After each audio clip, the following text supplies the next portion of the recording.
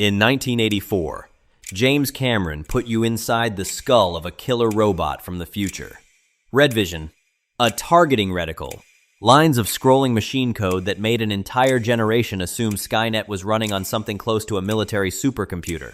Here's the joke nobody clocked for 40 years. Pause that scrolling code. Actually read it. And it turns out the deadliest machine in cinema history was running on hardware weaker than a smart kettle. We're counting down 10 real, verifiable facts about what was actually happening inside the T-800's head, using nothing but the real 8-bit code visible on screen, frame by frame. Number 10 is a fun bit of trivia. Number 1 is the reason this whole thing accidentally makes total sense. Let's begin. Fact 10. Let's start with the detail that took decades to even notice.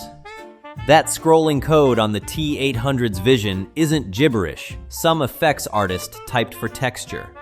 It's real, functioning assembly code, written for a real processor, the MOS 6502.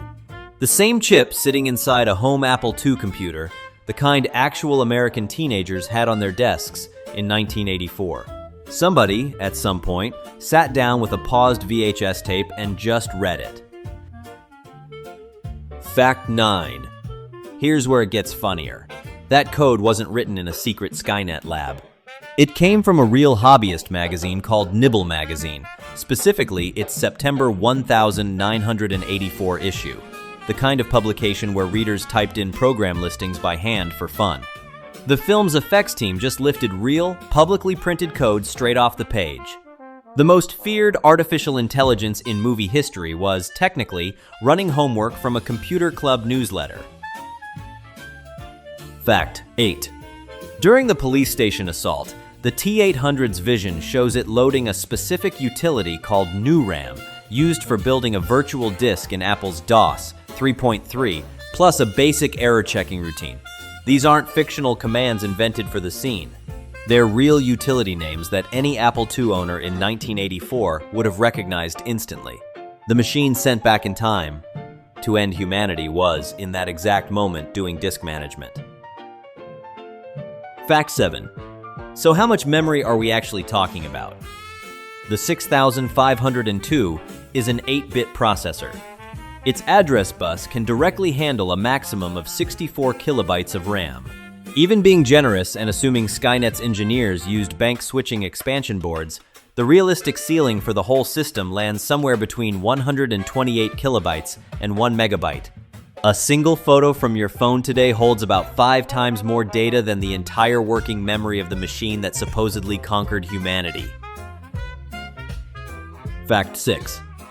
What about the targeting display itself, the red vision with the crosshair and readout text? Apple II's highest resolution mode was 280 by 192 pixels in monochrome. One full frame of that interface took up about 8 kilobytes.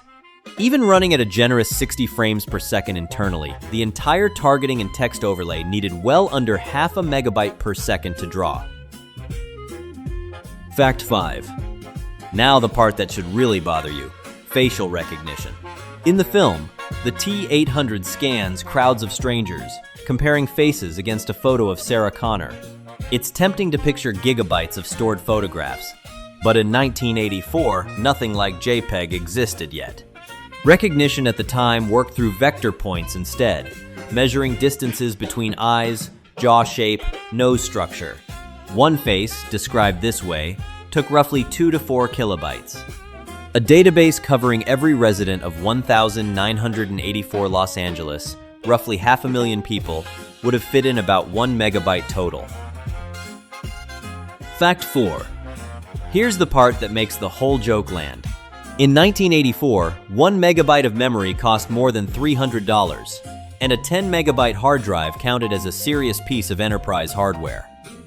To the filmmakers, that scrolling code genuinely looked like the pinnacle of cold machine intelligence. Nobody involved expected audiences 40 years later to be pausing 4K remasters and cross-referencing a hobbyist coding magazine. Fact 3. But here's where accidental genius shows up. The real MOS 6502 turned out to be so efficient and so power frugal that actual modified versions of it were later used in genuine pacemakers and spacecraft systems. Not fictional ones. Real hardware doing real jobs decades after this film. Fact 2, which means Cameron accidentally got the design philosophy exactly right. An autonomous combat machine operating alone, off the grid, with no support crew, doesn't need beautiful high-resolution textures. It needs something that never crashes and barely sips power. The T-800 didn't need to download an update to do what it was sent back in time to do. Fact 1. Add it all up: the operating system, the vector face database, the targeting math, the video buffer. The entire brain behind the 1984 T-800, running purely on what's visible in the actual film footage, would have needed somewhere between 1 and 2 megabytes of memory. That's roughly 0.002 gigabytes. A number that sounds absurd for a children's toy today, let alone the machine that ends civilization in the story. And meanwhile, modern AI systems need terabytes of data and racks of graphics cards just to hold a conversation. Maybe ask yourself which one of us is actually the efficient machine here. 10 facts. A killer robot running on a home computer chip. Code lifted from a Hobbyist magazine. A facial recognition system that would fit on a floppy disk twice over. And a movie that accidentally nailed the exact engineering logic real spacecraft would later use. The machine that scared an entire generation had less memory than the calculator app on your phone. Which fact surprised you the most? Tell me in the comments. And if you want more real history hiding behind things you thought you already knew, that's what FACTXED does every week. Subscribe, and I'll see you in the next one.